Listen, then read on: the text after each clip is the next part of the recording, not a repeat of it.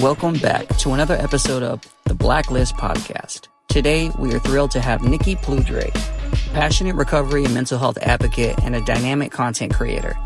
Nicky has courageously shared her personal journey of recovery with a vast online community, inspiring over 350,000 followers across her social media platforms. Join us as we dive deep into Nicky's experiences, exploring the challenges and triumphs she has encountered along her path to wellness. We'll learn how she uses her platforms to advocate for mental health awareness and support others through their own journeys.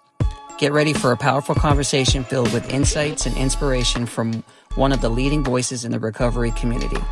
This episode, along with the host of other inspiring stories, can be found at theblacklistpodcast.com. Without further delay, Nicky Ploudre.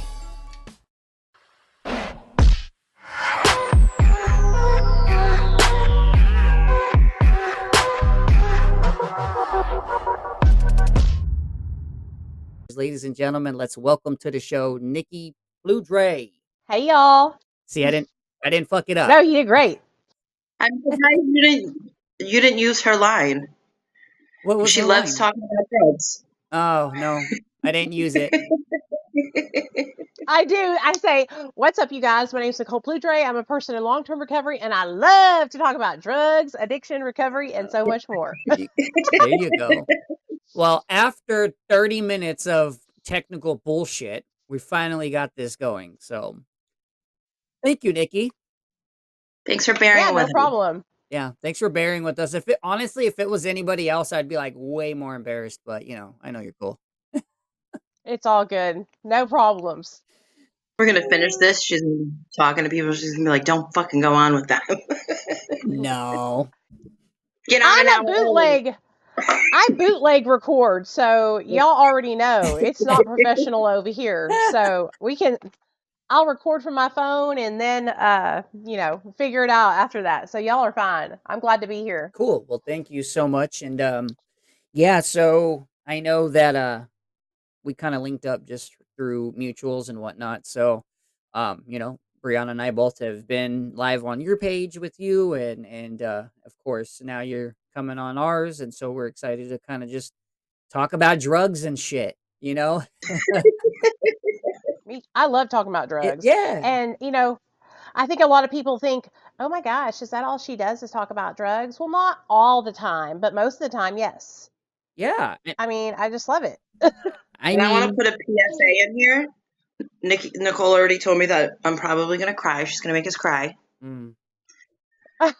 So I'm not going to do it on purpose, but I get really emotional when I share my story. So Okay. I might cry while I share it. So that's just a PSA to anybody out there who's watching. Go get your paper towels and your napkins ready, because I'll probably get a little emotional sharing it with y'all. And even what? You're 8.5 years in? 8.5 years sober. I'll be 9 years on July 13th. Awesome. Nice. And it's still emotional to talk about it. And I think that's what people don't get. Like, it gets easier, but it never, like, some of the pain just never goes away. And that's why it's good to talk about it. It really helps me a lot to talk about it, and processing through. I think the hardest part to share is just talking about my son and my experience with addiction while pregnant. So every time I share, I get a really, really emotional, because you'll still feel a great bit of guilt and shame even 8.5 years later. Yeah. So I mean, yeah, I'm at, I'm 5 years in, and there's shit I start talking about that'll, make me want to cry. So I get it. It doesn't go away just because you get sober. All the shit that you did, all the fucked up shit doesn't go, excuse me, it doesn't go away. But yeah. we have, when we talk about those things, it's a reminder of where we were and how we were in active addiction and where we're at now. And so it's just Helps us not want to go back. Exactly. So Nicky. And you're going because you got the TikTok that has 175,000, and you got the other TikTok that's got what, 30 something thousand. Then you got your YouTube, and what's your YouTube at right now? 3,400. And then my Facebook, I got 62,000 on there, and then like 15.8K on Instagram. But you had that which, one man, YouTube though that had a shit ton that got deleted, right? I had 30,000 followers on my old YouTube channel, and I had started it all the way back in 2018. And I'm so upset that I don't have it anymore, because it really showed like my progress because I just started making videos in my kitchen making breakfast for my son.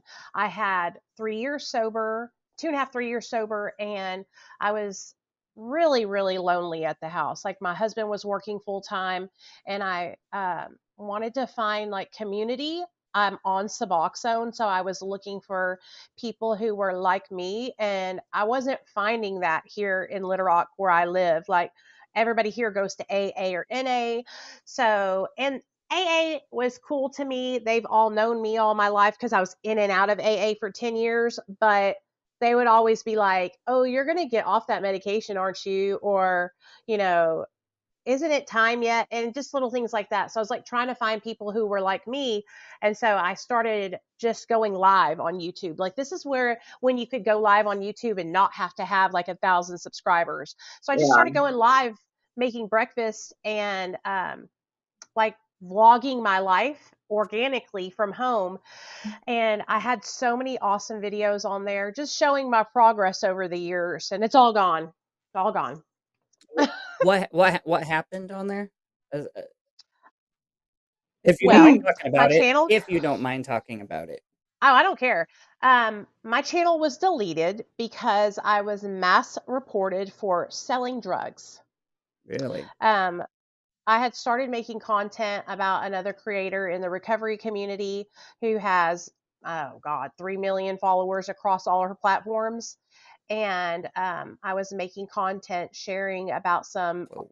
lies that she had been telling online, some dishonesty. Mm-hmm. And her and her Discord server, they decided that they were going to mass flag my account. And when you have 3 million followers across all platforms, it's not hard for you to gather up a couple of people. And so they mass flagged my account. My account my YouTube channel got demonetized first. And I didn't realize what was going on. I didn't realize that somebody had been reporting me. Until some people from that Discord server sent me the screenshots of them all talking about coming to my channel and mass reporting it. And so that's how I lost it. Oh yeah, I think I remember you were telling me about it and a certain person. Yeah. Yeah, okay. I Yeah. remember now. I remember. So Brianna, say it sucks, but it is what it is. I'm the kind of person who I am like a cockroach, okay? I'm like take a licking and keep on ticking. So you can knock me down, baby, but I'm gonna get back up and start over again and come right back to you. So I'm just rebuilding. Ain't nothing but a thing. We'll be back to 30K before you know it. yeah, I mean, We were talking. go for We it. did a Friday Live a couple weeks ago, and we were talking about humor and stuff like that. And that was one of the questions that I asked, that I was asking the other creators that were on the live with. Like, how do you deal with that and not let it affect what you're trying to do? Because there's Oh always going well, to be, negativity out there, but it's like, if you like, it's hard sometimes, I bet. oh, for sure. And I put a target on my back a little bit because I'm outspoken and, I speak my mind. But I've been getting trolled through the recovery community for years. Like, I was just telling Jared about it. People have called me a body broker for like 5 years on social media. And I don't even work for a rehab center. I don't even place people in treatment as like a job. I don't even recommend people really to go to treatment because that's not what I believe you have to do to get sober. I don't believe you have to go to rehab to get sober. And Yeah. so I have been dealing with like negative stuff like that online for years. And what I have learned is that the best thing I can do is just allow people to make videos about me, because when they're making videos about me, what ends up happening is it sends people to me, and then Mhm. they stay and they check out my content. They see, oh, this girl's just really sharing her story and trying to help others through her story. That's it. Yeah. And then they end up staying. So when I'm trying to fight back against people who are saying this about me or saying that about me, it just ends up making me upset and getting me frustrated when there people that make videos about me that are negative are actually some of my biggest supporters and asset. And I realize that Oh, now. I didn't realize that for the longest time because I felt like I needed to defend myself mm, all the time. Not anymore. Like I'm just like, if you want to make videos about me and you don't like me, make sure you tag me at me, mm-hmm. bitch. Our haters are our biggest I can supporters. laugh with you.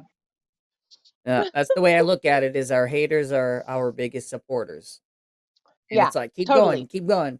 Every time that you comment, it triggers the algorithm. Every single time that you interact, and share. Oh, look at this fucker, blah blah blah, and people come to it and they're like, listen, keep on coming.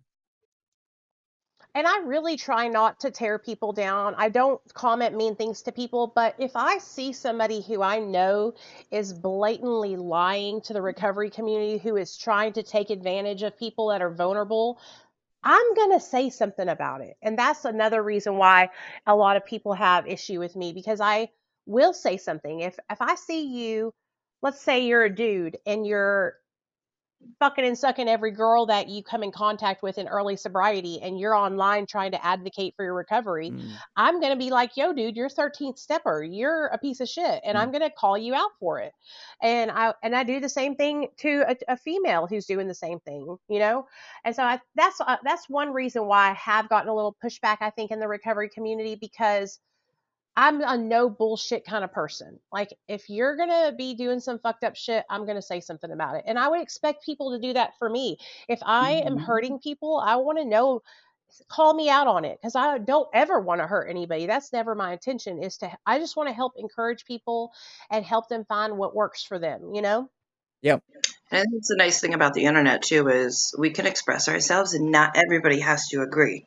Like you can Right. feel a certain way about how somebody's handling something and you publicly, say that.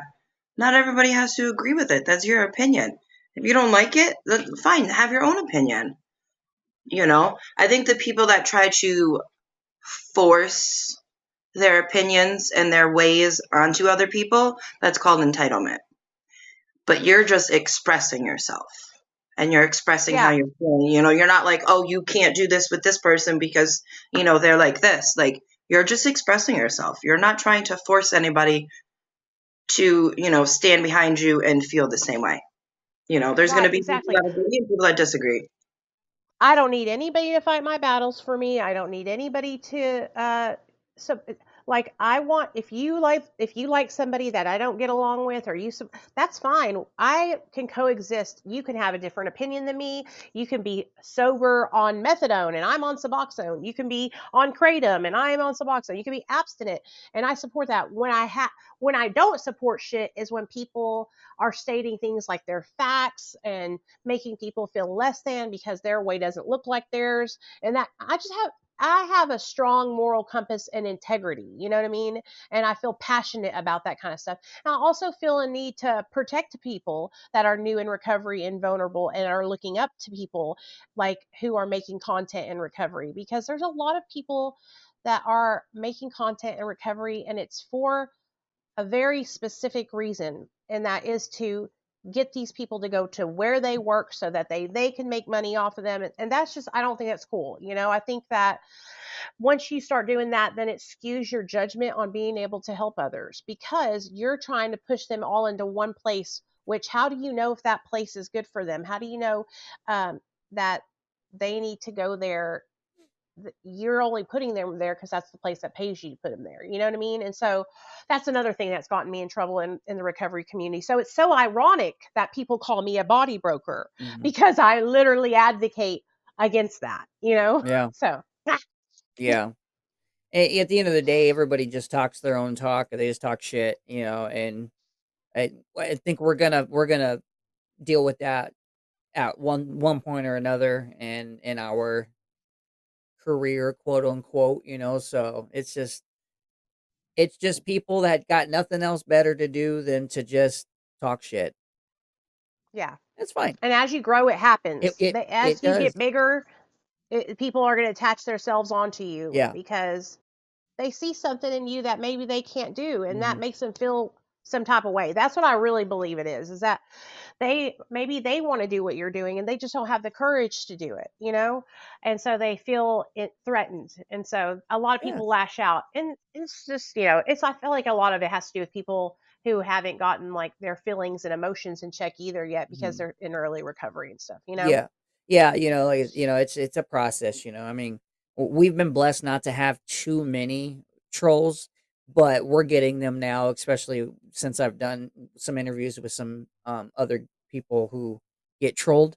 Now they're kinda moving on Hmm. to us.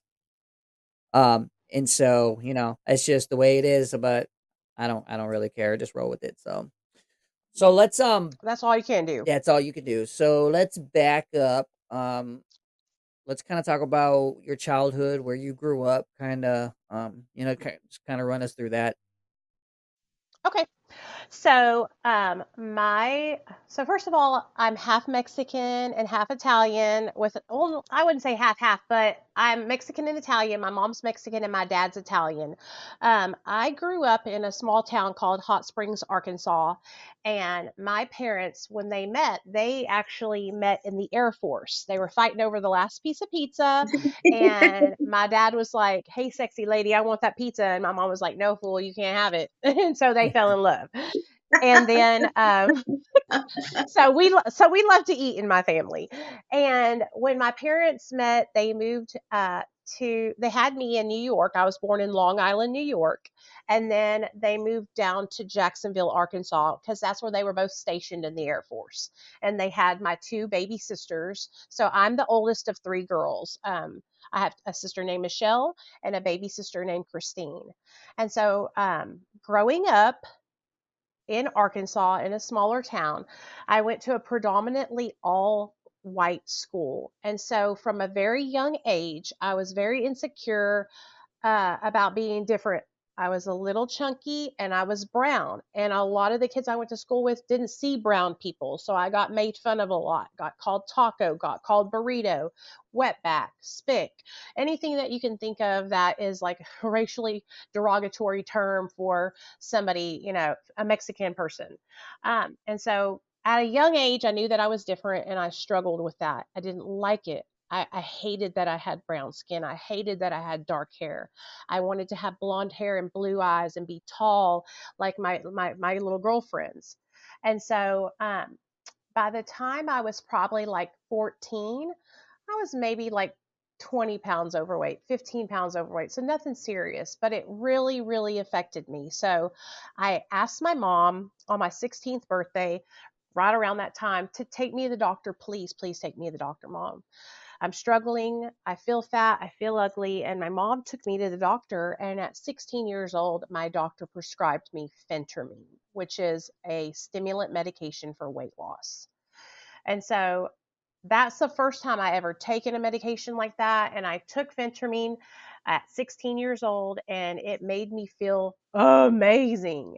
It gave me all this energy. I could focus in school. I could get all my chores done at home. I was playing fast pitch softball. I was on the dance team, and I was very, very involved in extracurricular activities. So I was doing all these things and speeding like a little speed demon on phentermine Yeah. at 16 years old. Yeah. Yeah. Imagine you So, fucking running all over the yeah. place.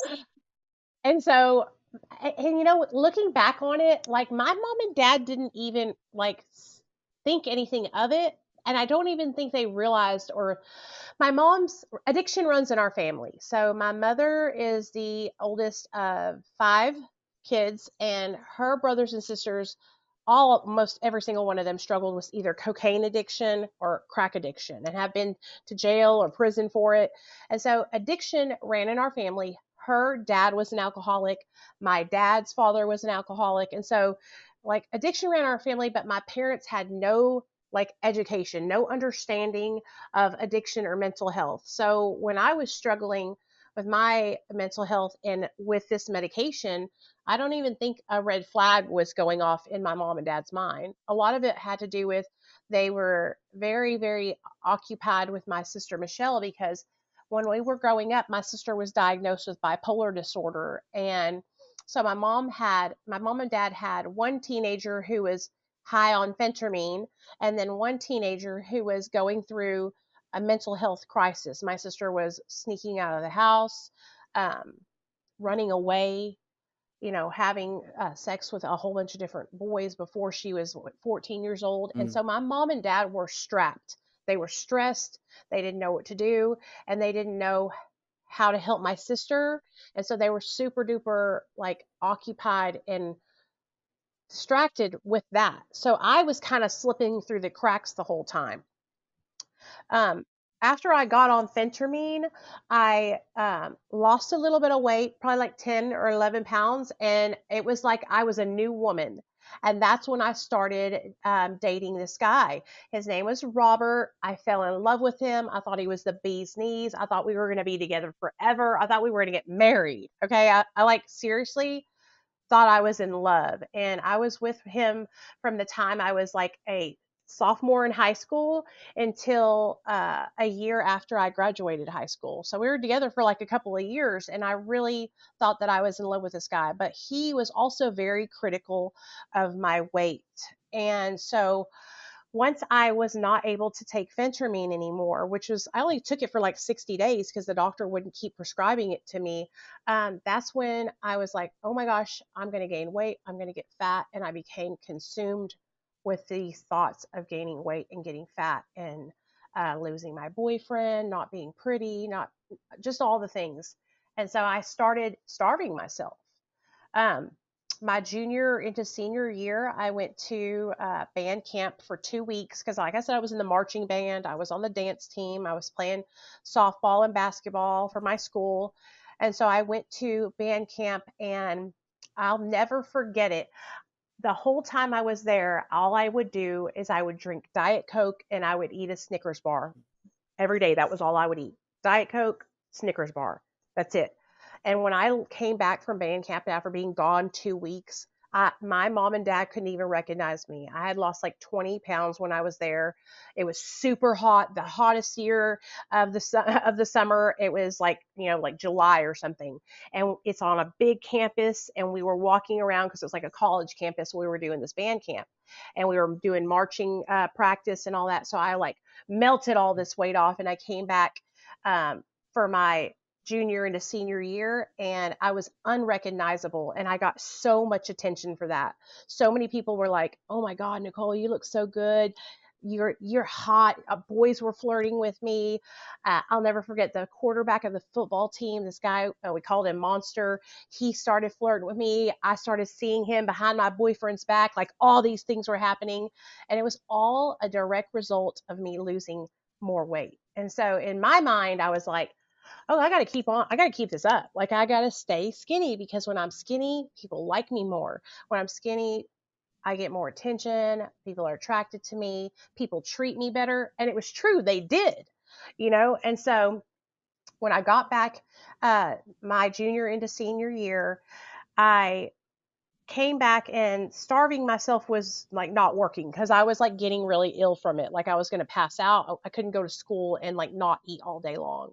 So that's Yeah. where I started looking for like other alternatives to helping me lose weight. And at this time, you guys, we could still buy like mini thins and stacker threes and Herbalife and hydroxycut, and it had ephedrine in the pills. So you would take these mamma jammas, and you was like, you would lose weight because it had the good stuff in it. Mm. And so I was taking those. I'm getting them from the Walmart, getting them from the gas station. Then around the year 2000, I think it was, they passed a law where they took the ephedrine out of those pills because, well, duh, they were manufacturing methamphetamine with the motherfuckers. Mm. So I was like, Yeah. all the now the drug that's in the drug that's helping me stay skinny is not there anymore, so they didn't work anymore. And that's when I made the crossover to Mm. methamphetamine. Now, Um, did somebody tell you, like, you've been pretty much taking meth, we might as well just move over to meth, or like how did that come up? so nobody told me that, but I didn't really put two and two together. But I was with my friend Jessica, and she had this guy that went to the inner city school, Hot Springs. His name was Marcus, and Marcus was like, um, hey, he was smoking a bowl of methamphetamine, and he was like, you know, the pills that you were taking, they used that to make this. So, like, you want to hit it? And I was like, fuck yeah. And so I hit the bowl one time, and my hair felt like it was growing out of my head. Like, I remember he taught me how to roll it. I hit it. I rolled it. I blew my mushroom cloud out, and I could feel the fucking hair follicles of my fucking head opening up and hair growing out of my But hair growing out of my fucking arm. I did you could know feel it. though? Did you know it was meth? What, the method I was smoking? Yeah, what no, no, Oh no, yeah, yeah, yeah, yeah. when he first gave it to you and said I'm talking about the first time, I'm not talking about I'm just Oh saying yeah. when he He told me, okay.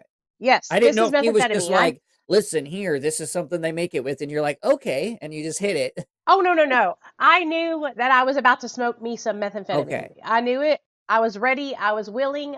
I had already gotten into like drinking alcohol at parties and smoking weed, and I had done cocaine like maybe one or two times. Okay. But this was like my really, like, I really was like, I'm all in. And when I smoked meth, I fell in love. Like, I become obsessed with it. Like, I was like, I have to have that. I need to get it. And I didn't even waste any time. Like, I was buying methamphetamine my senior year in high school. I graduated high school and I got a job, and I was using meth every day going to my job. I was working at J.C. Penney as a like a makeup artist. And they were training me to like do makeovers for people, and I would go to Marcus's house. He would, have me a pack ready. I'd give him $25 for it. It wasn't nothing but a thing, but $25, $50 on a half, or a quarter of meth for me, because it would last me, a while, because I could do me one little line and be up for 3 days, you know um, and so I guess it sounds like my addiction just like graduated to like this huge thing, but it was like a gradual thing, because after I had done phentermine, that kind of opened the door for me, and I started partying, like going Mm. to football games and going to parties afterward. I loved to drink alcohol. We would have these like really big keg parties outside, like around a big bonfire in the country. And I would do keg stands, and I loved alcohol. So drinking kind of like catapulted me into not being afraid to like try other things, doing meth or cocaine or Now anything was like your that. But parents, like, did they know that you were, like, doing meth and shit? no, no. My mom and dad were so consumed with my sister Michelle. Okay. Like, my sister had to be Finn's petitioned, okay, and where basically my mother and father, if they didn't sign over custody of my sister to the state, because she was not going to school, she was running away, and my mother and father were going to be charged and held legally liable if they didn't Finn's petition her. So that's how bad it was getting in my home, like with my sister's mental health, that my parents could not control her. So when she was Finn's petitioned, she had to go into juvenile jail. And so my mom and dad it was a really hard time for my whole family, because my parents didn't understand what my sister was going through. And they ended up, I'll never forget this.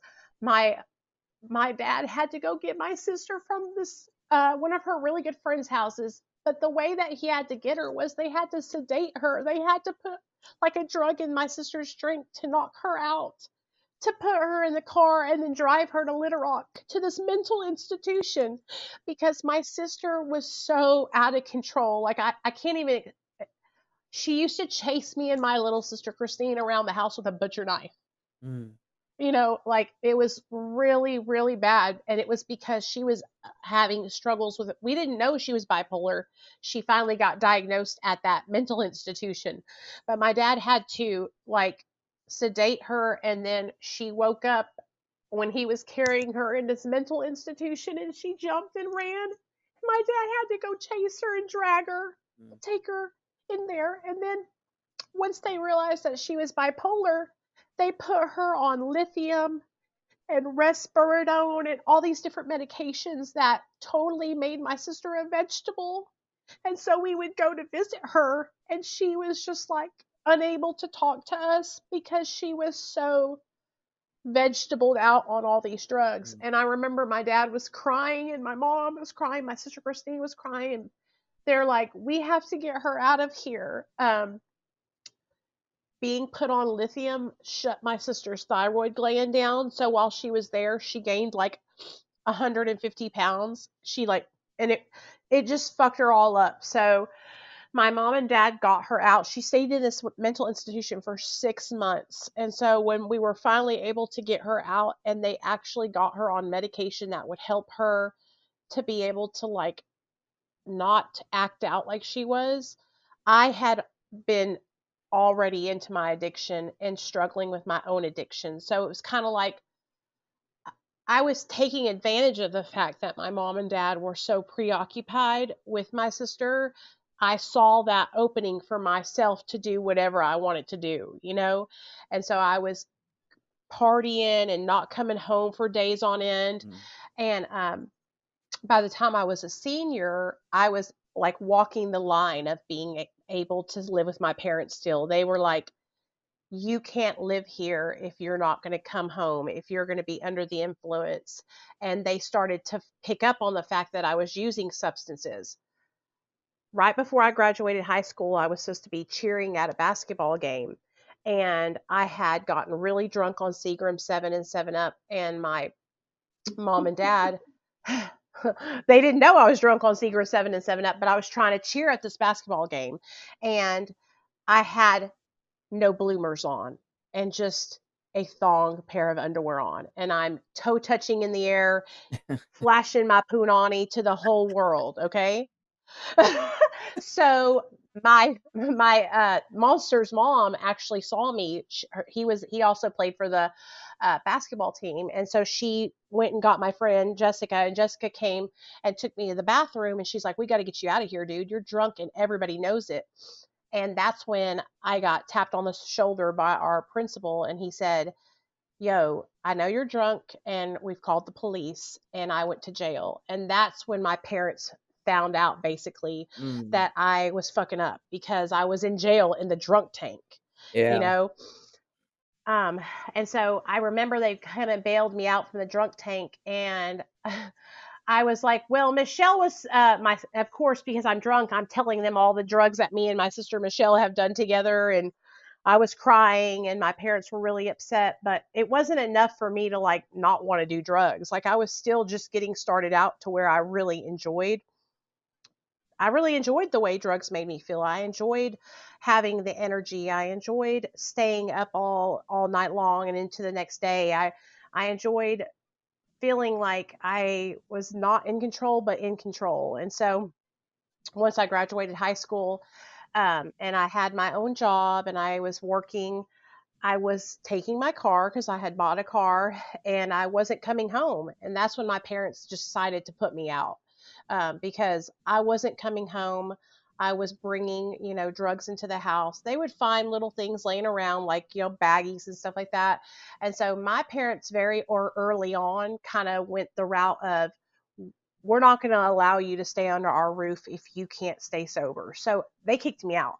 And I was just kind of like, seriously, at this 18, 19 years old, like just jumping from house to house, jumping from all my friends' houses. And I did this for years, dude, probably like 2 or 3 years, just couch hopping and staying at this friend's house for a couple months, this friend's house for a couple months. But the thing about it was I always had a job. So I would pay rent, I would pay for groceries. And so I was still able to function and work a job because I wasn't injecting drugs. That's the key. I hadn't started injecting drugs. I was just, snorting and smoking methamphetamine and then going to work. And at all of my jobs, I was promoted. At JCPenney, I was promoted. I ended up leaving there, started working for another company, got promoted there. I ended up resigning from the shoe carnival and I went and started working for the state of Arkansas. And I worked for the state of Arkansas for like 6.5, 7 years, high on What? methamphetamine. Working for the state while you're freaking Yeah. on meth.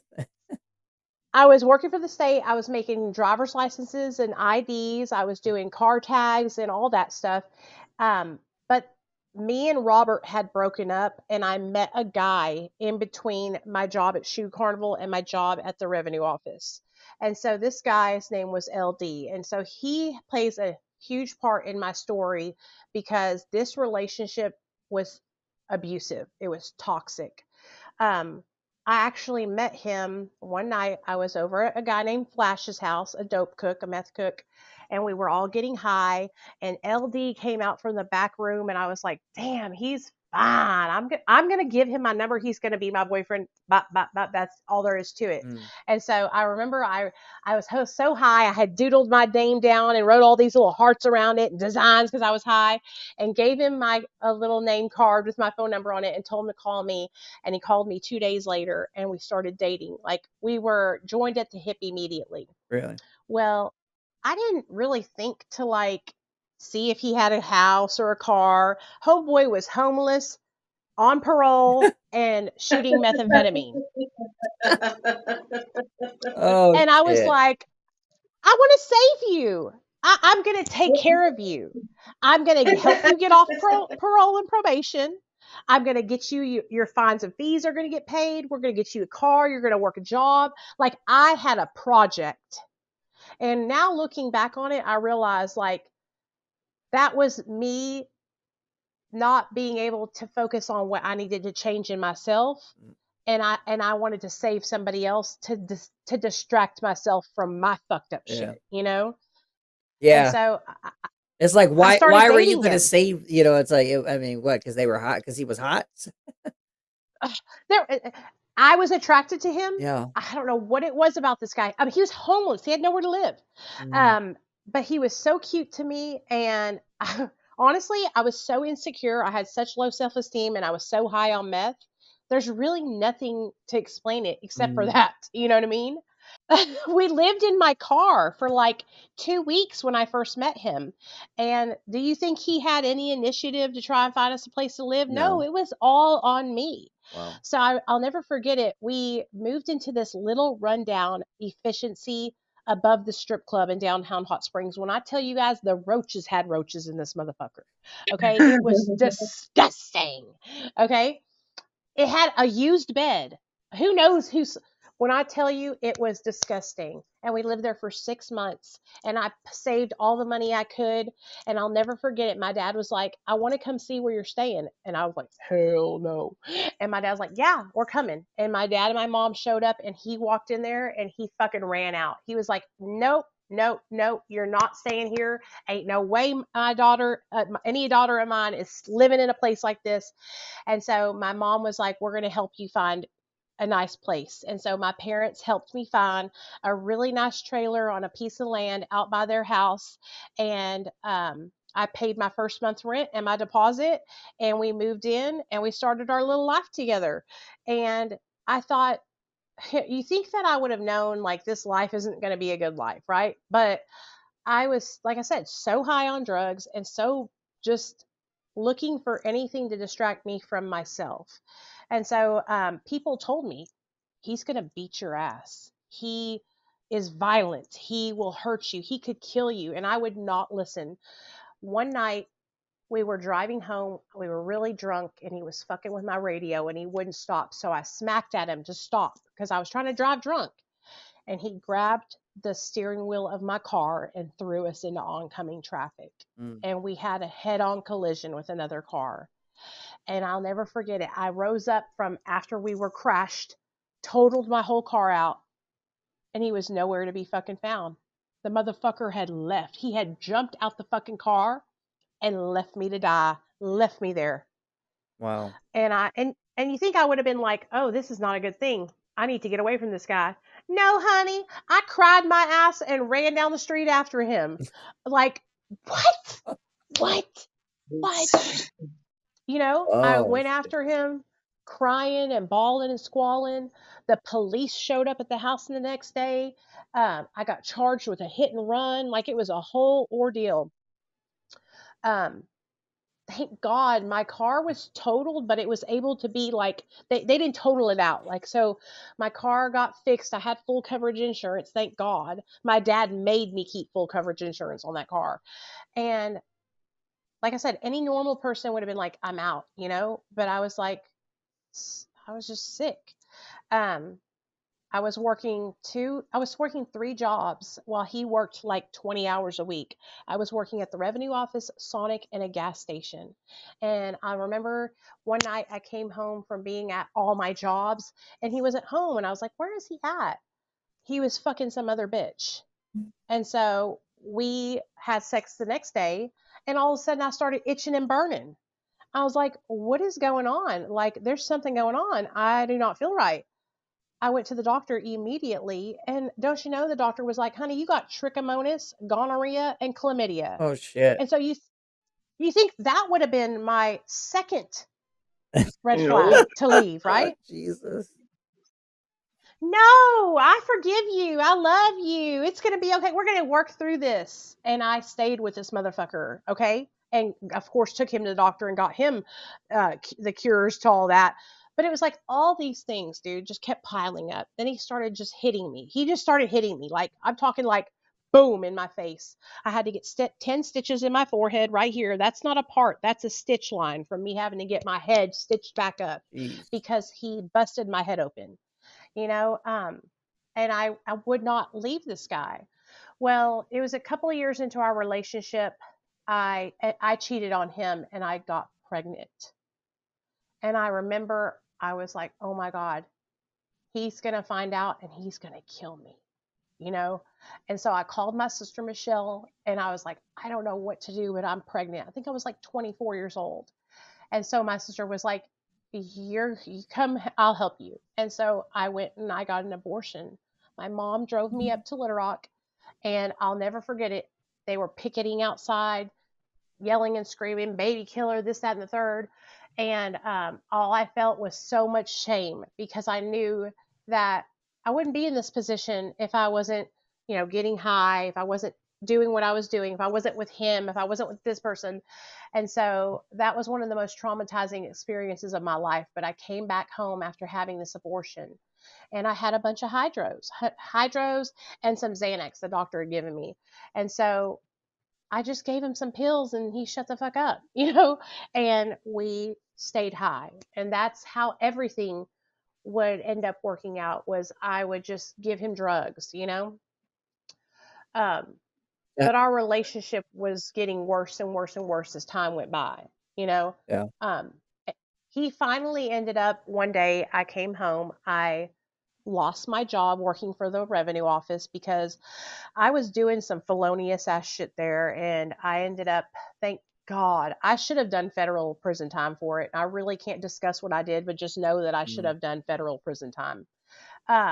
But the lady who ran the revenue office was friends with my dad, and she said, I just want you to come resign and never fucking come back. And so I went in, I resigned, and I never ever went back. I never showed my face over there ever again. And I was so grateful to her for that, because she could have sent me to prison for a long time.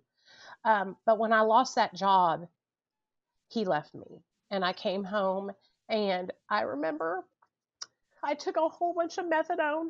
I took like 4 methadone 40 wafers and some Xanax, and I lay down and I was comatose out. And this was like a normal occurrence. I would mix other drugs with meth. I would do Xanax and opioids and meth and just all the things. And so I passed out and I woke up the next morning and he was nowhere. He wasn't there.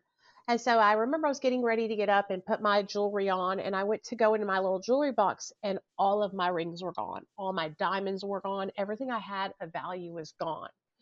And I started calling everywhere. Where's LD? Where's LD? Nobody could find him. His sister finally got a hold of me. She's like, he's not coming back, Nicole. He's with this girl named Ashley. And I just remember being like so devastated, but also like knowing that, okay, I don't want, this is it. Like somebody stole from me. It was him. It had to have been him and his little friends. But this was like a 5.5, 6 year relationship, So it was really difficult for me. So I went to Walmart to get some boxes, and I ran into like 4 guys with these big Dodge trucks. And I said, I'm in a domestic violence relationship and I need to get all of my stuff. And these 4 country guys that I did not even know from Adam drove and followed me to my trailer and helped me clean everything out of it. They helped me pack everything. And I got all my stuff and I moved in with my friend Nikki and I never went back. But it took all those different experiences, getting beat up, going through so much, getting STDs from him cheating on me, all these things for me to realize, like, why did I stay in this relationship for so long? Why did I keep going back to this person that was hurting me so much? And the only thing I can think of is that a lot of it had to do with how fucked up I was on drugs. And so losing that job at the revenue office was a really, like, everything went downhill from there. And that's when I started injecting methamphetamine. Um, it was a very, like, I went from able to function and have a job to injecting methamphetamine and losing every job that I would get, like, immediately. Like, I couldn't even hold it for like a month because I would be so high and I would stay up for so long and I would go into psychosis because of it. And so it was the year 2008. I was riding in the passenger seat of my own vehicle, and I was with a guy named Pacemaker Quincy. We had just got done dropping off some dope at a friend of our house, and we were pulled over because we ran a stop sign, and I was caught with methamphetamine in my car, in my purse. And that's when I caught my Class C felony, possession of a controlled substance, and they placed me on probation. And I chose probation because I thought, this is how delusional I was. I thought, I don't have a problem. I can quit. And mind you, like, I'm using meth, I'm using Xanax, I'm using opioids. Like, I'm just kind of like a trash can addict at this point. Like, I loved to be up and down and all around. I didn't have like a preference. Like, I just liked all drugs. And so when I got placed on probation, I couldn't stay sober. I couldn't do it, dude. And so I think I failed like 7 drug tests. And then she finally was like, I'm going to let you go to treatment. And if you fuck this up, then I'm sending you to prison. Well, honey, I went to treatment, came out, relapsed, and she sent me to prison. And so I went to prison in RPF, which was a boot camp style prison for nonviolent offenders. I did 6 months in prison, 3 months in county. So, like, was it 9 months? It wasn't like I did a year or anything like that, or 5 years, but it was enough time for me to be like, okay, I need to get out of here and make a change. And so at that point, when I got out of prison, I paroled out to a sober living house in Little Rock. And I stayed sober for like 9 months. I was doing so good. But then I found oxys and I started to inject oxycodone. This here in Arkansas, I had seen heroin like maybe like 30 times. It was always Roxy's. And so I started injecting Roxy's, and um that's when like my addiction like really shifted from like all the time stimulants and just sometimes opiates and Xanax to like I was injecting Roxy's all the time. Um, and I was able to get a job here in Little Rock at Kroger. And so I was working my job, but I was so addicted to Roxy's. I had to have them every day. If I didn't have them, I was sick as fuck. Yeah. It was horrible. Like, I had never really experienced withdrawal until I realized, like, oh wow, this is what I'm going through. I'm sick because I don't have pills. Like, I didn't really realize it before that, like, because I was doing meth all the time and I would stay up for days and then I would just like crash out. But when I started injecting oxys, that's when I realized, like, oh fuck, I have to have these every day, and if I don't have them, then I'm deathly ill. And so I didn't never want to not have them. So I spent my whole check on Roxy's. Like, my dealer would front me, and then I would sign my check over to him on Thursdays. It was so bad. It was so bad. So I ended up meeting my husband, who I'm with now, here in Little Rock in 2012. We met at, I had just moved into a friend's house because I had nowhere to live. Like, I got kicked out of the sober living. I was staying with my friend Tara. Then we weren't getting along anymore. And it was just like this vicious cycle of me house hopping from place to place to place. And so I was living with my friend Kaylee. and Neil came over with some of his friends. And Neil was different than anybody I had ever met because he had a job, he had his own car, he had two parents who were married still, just like my mom and dad were still married. He had a lot of the same core values that I did. Like we both wanted to be better. We both wanted to get sober from drugs. We just didn't know how to, you know? And so when I met him, we started seeing each other, and like it's a whirlwind kind of thing where we were like inseparable basically almost immediately. But he was doing methamphetamine and taking methadone, and so I started taking his methadone. I became addicted to his methadone, and then we started shooting Roxy's together. And he ended up losing his methadone because of us shooting Roxy's and doing methamphetamine. And that was in 2012, and it was probably November 2013. I had been over his parents' house a couple of times, and he had introduced me to them. They didn't like me because, of course, I was on drugs, and they thought that I was the reason why their son was doing drugs, which like I said, had an addiction issue before I met him. But in November, I was downstairs at his house, and his dad came around the kitchen, and his name was Al, and he looked at me and he said, "Are you pregnant?" And I was like, "No." He's like, "You're pregnant. You're glowing." And I was like, "Dude, your dad is a psychopath." And he said, "I'm pregnant." And Neil was like, "Oh yeah, that's weird." And I'm like, "Yeah." Well, a week later, I took a pregnancy test and I was pregnant. Wow. And I remember I was like, "What am I going to do?" I was shooting oxys, methamphetamine, taking Xanax, taking Klonopin, anything, I could get my hands on. And I started reading all these things about what would happen if I kept using opioids and benzos. And I was so afraid to have my son while I was on opioids and benzos. So what did I do? What did my justification and rationalization addicted brain tell me to do? Shoot methamphetamine, you'll get off of opiates and benzos. And that's what I did. And I got off of opiates and benzos, and which, please, if you're listening to this right now, if you're addicted to opioids or benzos and you're pregnant, please go to the doctor and get help. Do not do what I did, because I could have lost my son. He could have died because of that, because of me putting myself into withdrawal. I did the wrong thing. That I should have immediately went and told somebody I was struggling with addiction and gotten help while I was pregnant, but I didn't. And for 9 months, I struggled with methamphetamine, trying to put it down, getting sober for, 25, 30 days, and then relapsing back onto methamphetamine. And it was July 3rd morning at 5 o'clock in the morning, and I had been up all night high on meth. And I remember like it was just yesterday, I had this deep shooting, stabbing pain, like somebody was taking a knife and dragging it along the lower part of my back. And I went and woke Neil's mom up, and I said, "I think I'm in labor." And she said, "It's okay. Call Neil, let him know. It's going to take a little bit, but you're going to be okay." And so Neil came home because he was working overnight, and he took me to the hospital at 8 o'clock in the morning, and I was 1 centimeter dilated, and I was high on meth.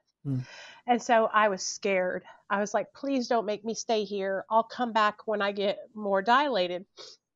And so the hospital allowed me to leave. I went home, and for the next, from 8 o'clock in the morning until 8 o'clock at night, I was in labor at the house. And when I finally went back to the emergency room, it was 8:30 at night, and I was 8.5 centimeters dilated. And they were like, "Girl, come on, we got to get this epidural in you, because if you don't do it now, you're not going to get it." Yeah.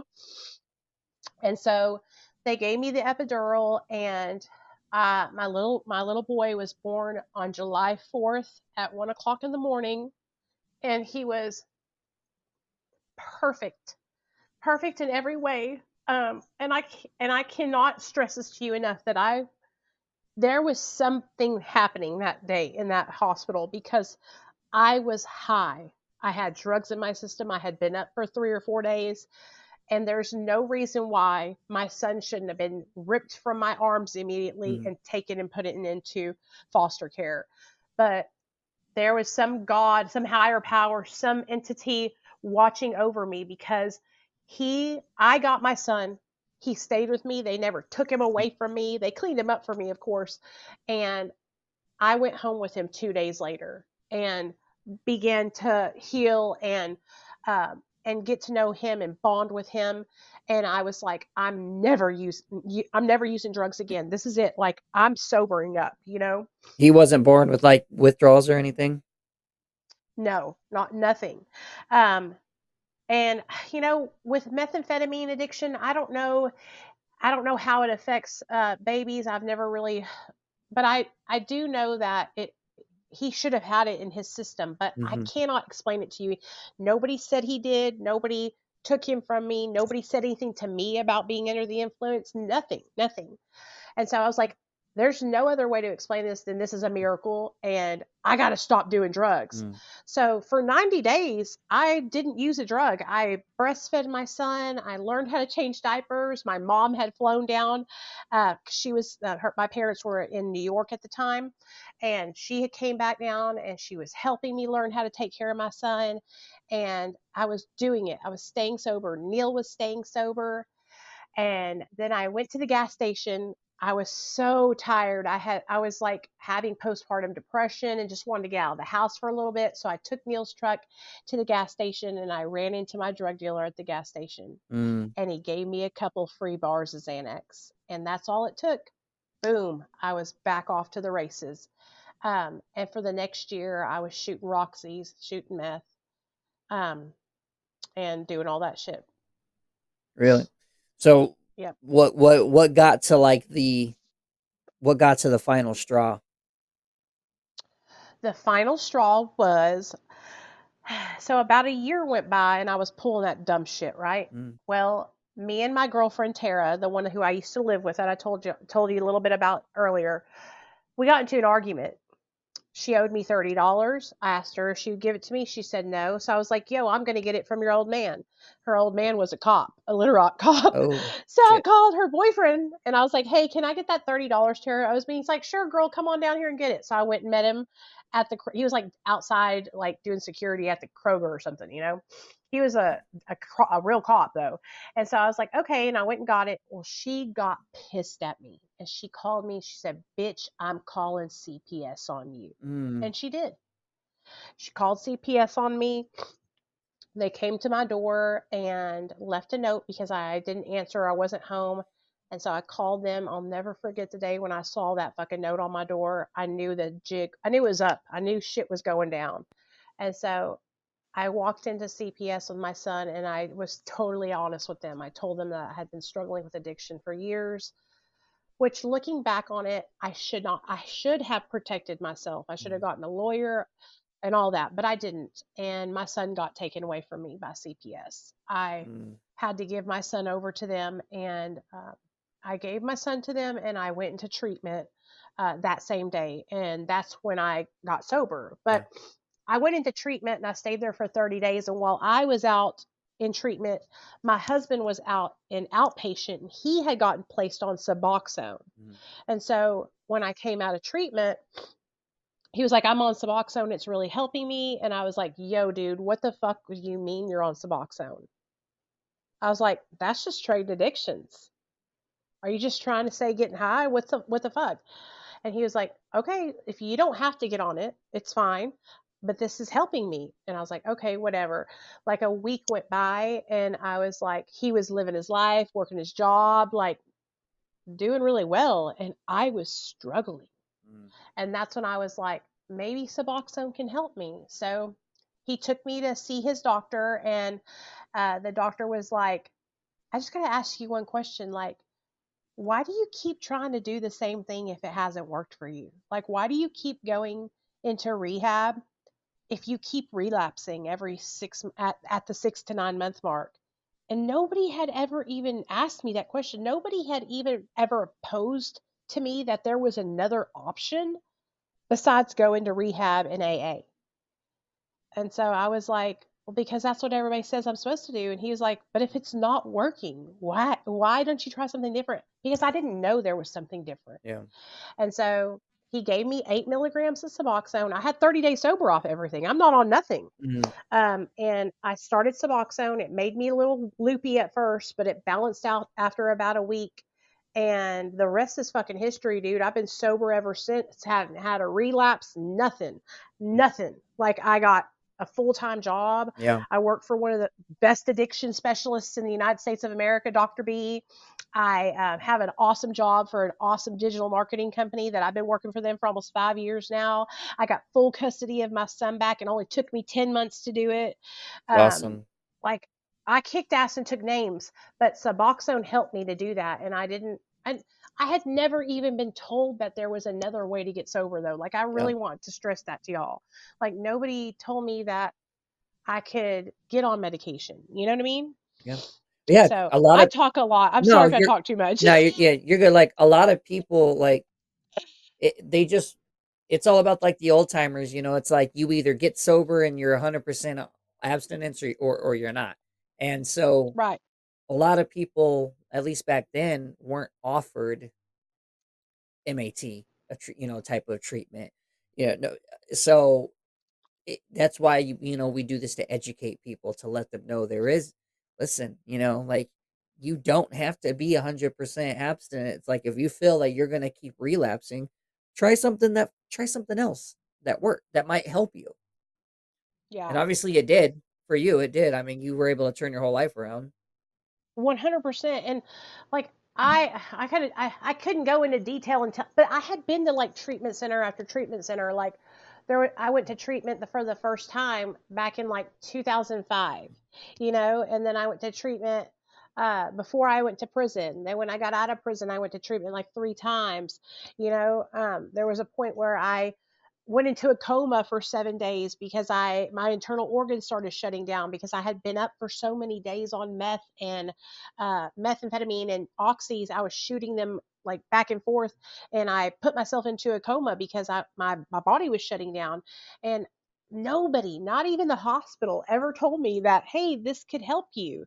And so it took my husband uh, getting on Suboxone and me seeing him having success with it Mhm. and having real success. Like, I'm not abusing it, not selling it, not trading it for other drugs. Yeah. Um, it was so hard for me to make the decision to get on Suboxone as well because Mhm. I had been brainwashed, man, that there was only one way to do it. And I truly believe that there's a very specific reason why we're only taught one way, because that keeps us coming back to that only way. Right. Right. Brianna. But I was just gonna say, like, I posed this question to people the other day, and I think, like, one of the biggest things that keeps us using is the fear of getting sober wrong. But it's like, people need to know there's so many ways to do it. There's so many ways. And I think I always start off, anytime I sit down, with anyone, is this wasn't the first time I tried getting sober, but this was the right time. I did it the right way, and I think that's something really important, because people, they try to get sober and they're like, oh, nope, this didn't work. I'm going to go back to using. I'll never try to get sober again because it didn't work. Yeah. Some of us have to try 8, 9, 10 avenues, but when it works, it works. And I think the biggest support that Suboxone gave me and my recovery was helping with those cravings. Yeah. Obviously, you're still going to crave, you're still going to think about it. Those were fun times, good times. But suppressing those cravings was my biggest help being on Suboxone. And some of us 100%. need that. Yeah. Some of us need that. We need that help with those cravings, because we will just go back. Oh, I'm sober, but I want to use. I'm going to go use. Yeah. And having a maintenance medicine helps with that. And I think that's so important. We had used together for so many years, so we had so many like unhealthy behaviors in our relationship because we met in active addiction. And Yeah. so, like, having to navigate being in a relationship, staying sober together, getting custody of our son back and staying sober. Like that was really tough. There were so many emotions I was going through. I was so depressed when my son wasn't with us, like us having to go to bed at night and not have our baby there with us. It was the most terrible thing I've ever went through in my life, and I would never wish it upon my worst enemy. And going through that together and us both not knowing, like, because I would always hear like, oh, y'all are going to get sober and then you're not going to love each other anymore. You're not going to be able to stay together in recovery, you know? Or you can't be with somebody who's a drug addict. And that's another thing, like, no, you fucking can. And me and my husband did it. And, my husband struggled in 2020. He had a relapse. And I remember people telling me, you have to leave him. Leave him. You can't stay with somebody in active addiction. And I was like, what? This is what we teach people, to abandon people when they're struggling and they're at their lowest point, And so I didn't leave him, and he got sober. And now we've been married since 2019. We've been together since 2012. But like, I just think back to like all the fucked up suggestions that people gave me from these, and I'm like, wow. Imagine if I had just abandoned my husband when he was at one of his lowest points. He probably would have died. Yeah. No. I mean, yep, that break the fucking stigma, I mean, yeah. People say, that two addicts, like you said, two addicts can't make it, and especially even in recovery. And look, there's plenty of them, Brianna's 3 years, I'm 5 years. We're all like, we're clearly, like everybody's clearly able to make it. So I don't know. The situation's different, than hers. Like you and I Yeah, we never used weren't in together, active obviously. addiction and stuff like that. Like the fact that you guys did that and went through all of that, and here you both are living sober, productive lives and still maintaining a strong relationship with each other, and a healthy relationship at that. You're not just one of those together for the kids type relationship. Is just, it's amazing, and I want to congratulate the two of you for being able to overcome that and, show people that it is possible. It's not possible for everybody. Right. Yeah, Neil's my biggest supporter.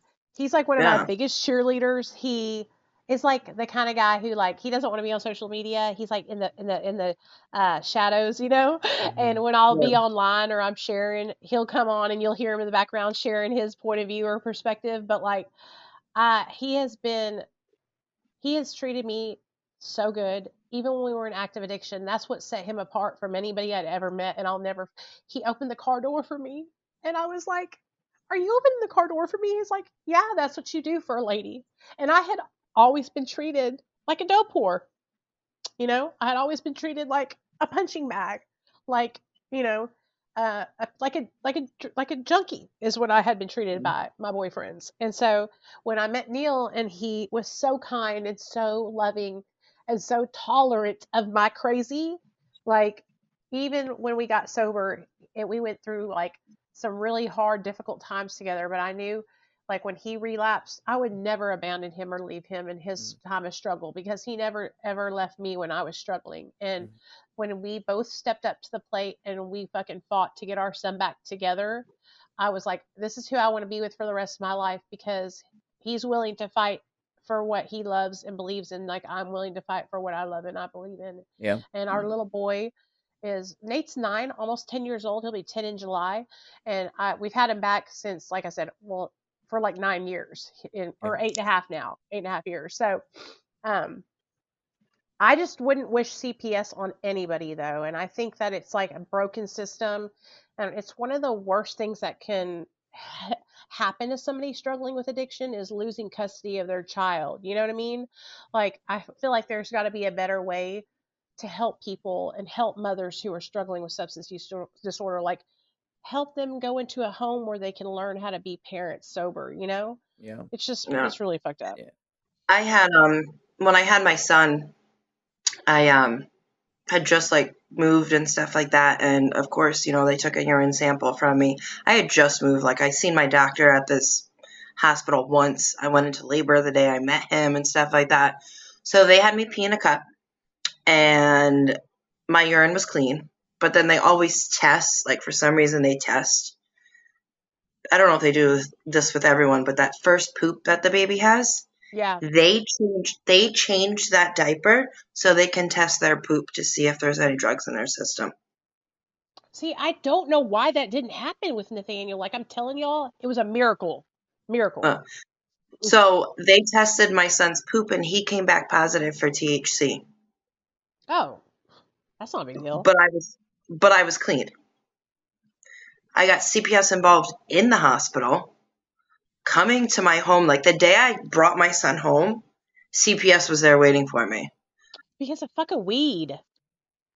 I had family that was coming to meet me, to meet my son and stuff like that and help me, get the house set up, make sure, because I knew what to expect before I went to the hospital. I cleaned everything. I got everything all set up before I even went to the hospital.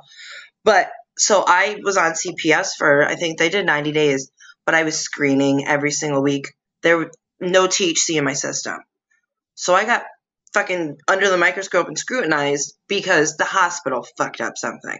Because I was not smoking weed. There's no way my urine's clean, but he's pooping out THC.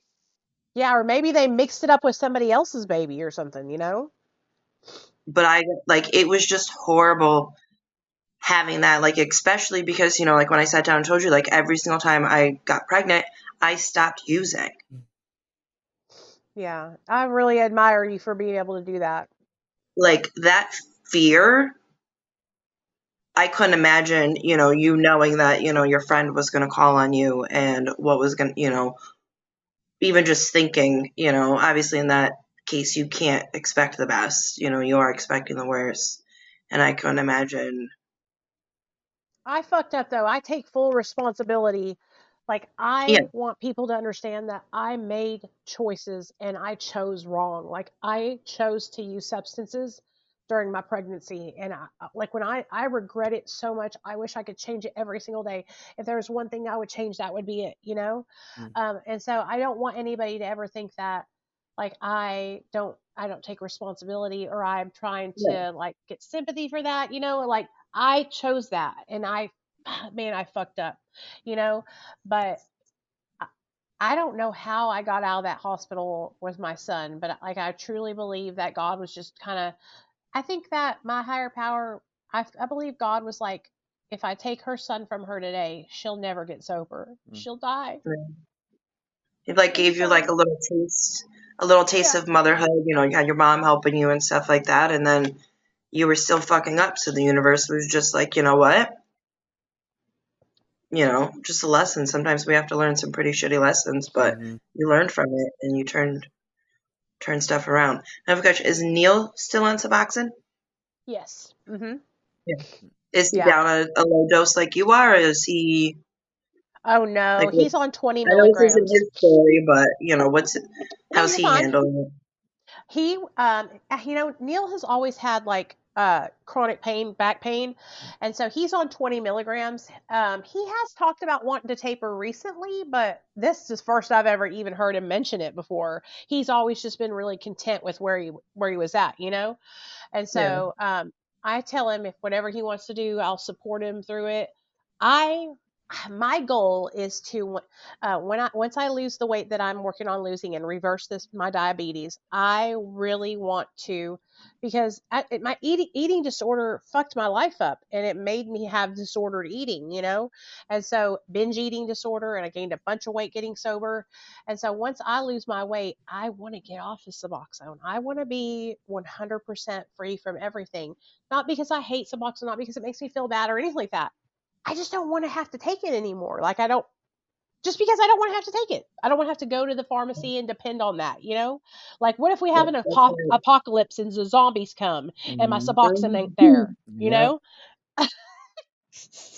That's kind of the So, reason why I stopped taking it, because I was over it. But if there is a time, and I know you'll agree with me on this, if there is a time that I'm struggling, I will reach out and I will go yeah, on something, same. but so far it's been fine, and that's all personal choices. Now, has Neil watched you taper and stuff like that? Do you think that might deter him from trying to taper or lower his blood or anything? Yeah, he watched me, but I took 2 years to taper from 12 milligrams down to like a half of a milligram. So like I didn't Mhm. have any like discomfort or anything like Mm. that. Like it was super smooth. I would pause it when I needed to pause it. Like I was real relaxed with it. So um, yeah, but it worries me. I don't want him to get off because I'm still very scared that he would struggle if he did. You know what I mean? Because he did have that relapse in 2020, so it Mm. makes me worried. Yeah. It'll get there. Yeah, It'll get there eventually. But I mean, you've been able to do it, so maybe he's silently watching, and the seed's been planted at the end of the day. It's been planted. He knows, and so when he's ready, then it'll happen. And it's yeah, just the same with totally. with me and the kratom. It's just like Brianna's tried to, I've expressed to her about doing it, and then she's been on me a couple times to do it, but then it's like I want to be ready to do it.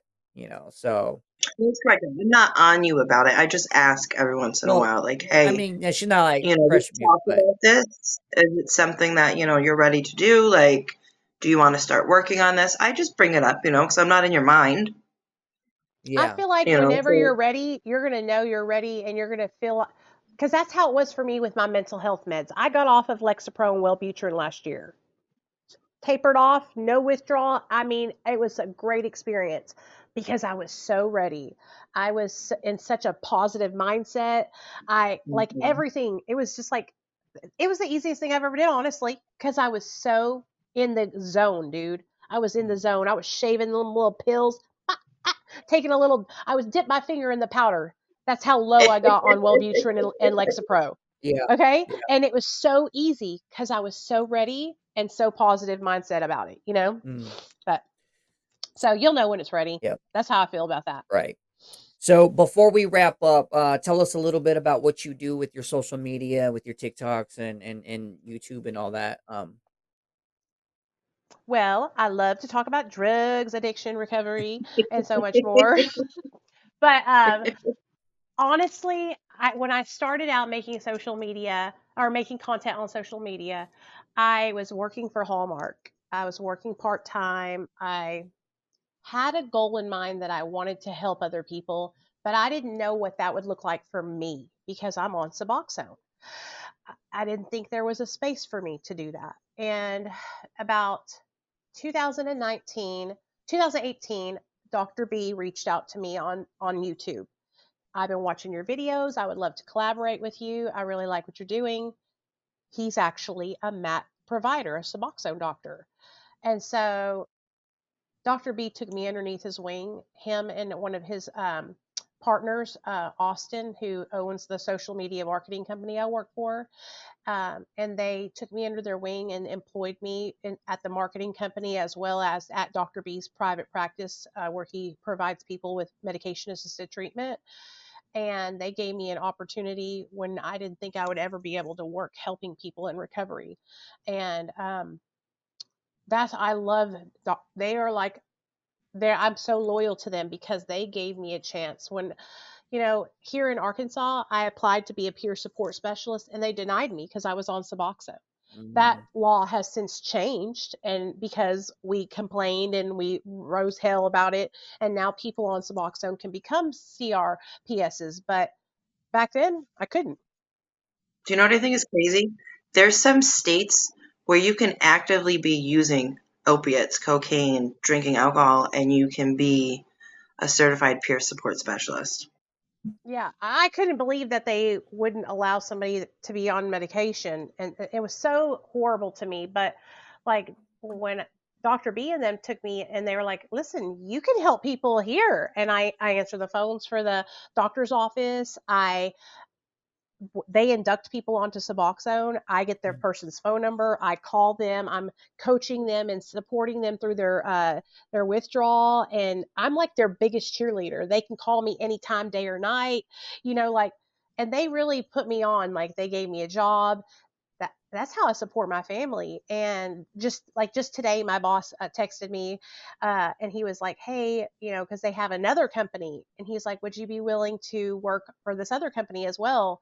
We want to hire from the inside, and they just take such good care of me." So they have really helped me to become the person that I am on social media, because they taught me, they've taught me about social media. They helped me build my social media, and they also helped me learn how to help others, by learning about Suboxone. Dr. B has taught me so much, and then Austin has taught me so much. And so on my social media, I just try to share my personal experience in hopes that it will help somebody else out there. And when I was sharing about being on Suboxone, there wasn't really a bunch of people sharing about being on subs back in 2015, 2016. It was very looked down upon, very frowned upon. And so,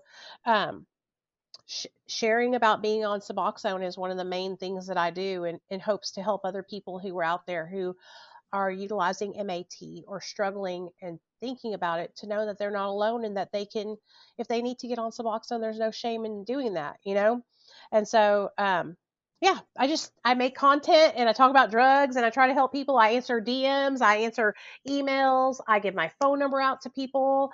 I started a small business where I have recovery necklaces that I sell, and then I take a portion of each month's proceeds and I use it to help somebody pay for their medication assisted treatment, somebody in need that can't afford it on their own. Like, I really try hard to give back to the community that I'm a part of, which is the medication assisted recovery community, Yeah. And so that's what I do on my social media. Yeah, when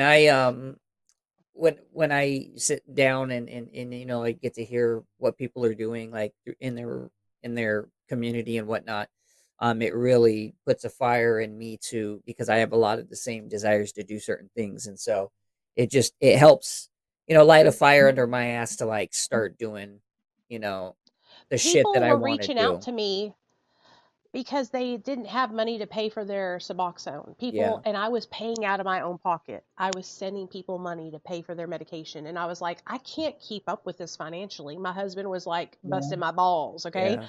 And so I was like, what can I do to raise money to help do that for other people? And so I bought this big bulk of these dog tags with recovery quotes on them, and then these little round medallion necklaces.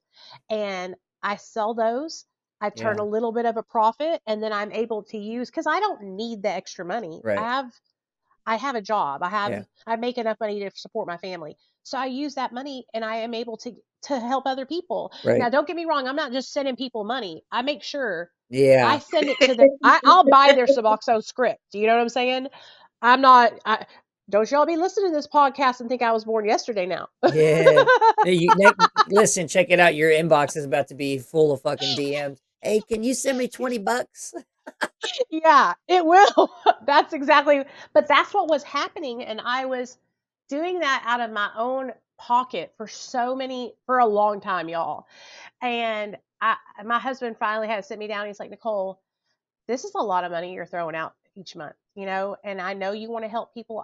He loves that I help people. He loves that I'm passionate about it, but there's got to be another way. And so the recovery necklace, it's an Etsy store called Discovering Recovery. And yeah, I don't make a bunch of money from it, but I make Right. enough money to where I can help at least one or two persons a month. Yeah. So Yeah. Where for the ones that don't know, where can they follow you at? Where can they support you? you can find me on all platforms under just Discovering Nicole. Just type in Discovering Nicole, and then you'll find me on everywhere: Instagram, YouTube, TikTok.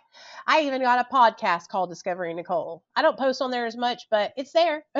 Well, we'll put all the links in the description for everybody that's listening and watching. Go follow Nicole. Go show her some love.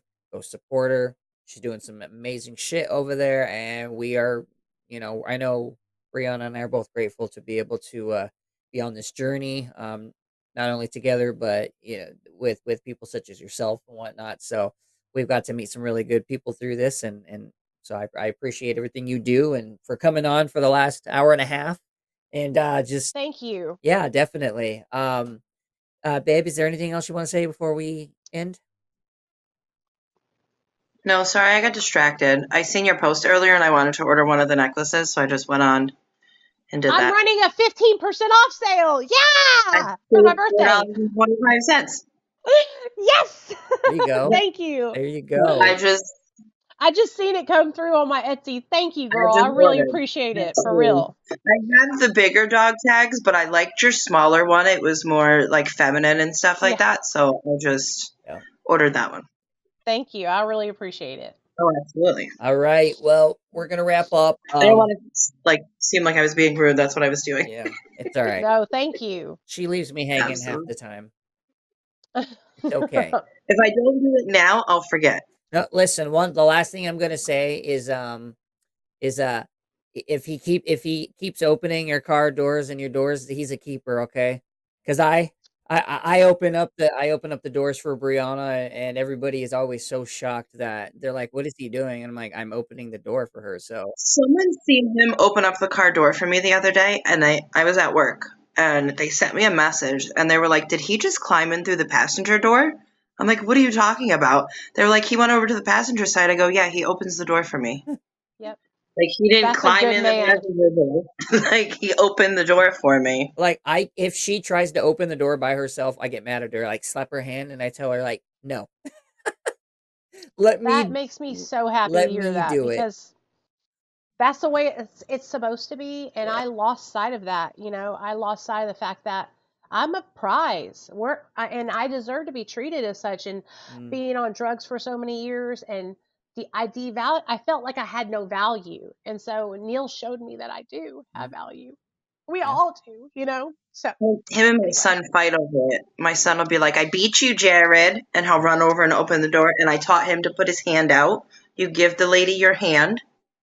Yep. You know, so in case she stumbles or anything on her way out, you have her hand, and he puts his hand out for me. So it teaches the other generations, and I think it's something that's going on, and it does, just like you said, it's that small little gesture that just shows so much love for another person, and it's you know, and it's irreplaceable. It's teaching him, you know, like at the end of the day too, like, you know, they said we race on who can get to the door first to open it for her, you know, and it just teaches him when he gets older how to treat a lady. So respect, yes. Yep. I love it. All right, well, we're gonna wrap up. Thank you guys again for coming on. Thank you again, Nicole. And I forgot my train of thought, but it's okay. I just got it back. It's been getting, it's a late, well, shit, it's 10:30. I didn't even realize how late it was. I know, I kept y'all on a long time. It's Sorry all right. about that. I love y'all. It's all right. It's all right. So that wraps up another episode. If we didn't have all our technical issues at the beginning. Yeah. Well, we did spend 30 minutes on technical shit, so. But that wraps up another episode of the Blacklist Podcast. And remember, no matter what life throws your way, there's always a reason to hold on to hope. And until next time, we are signing off.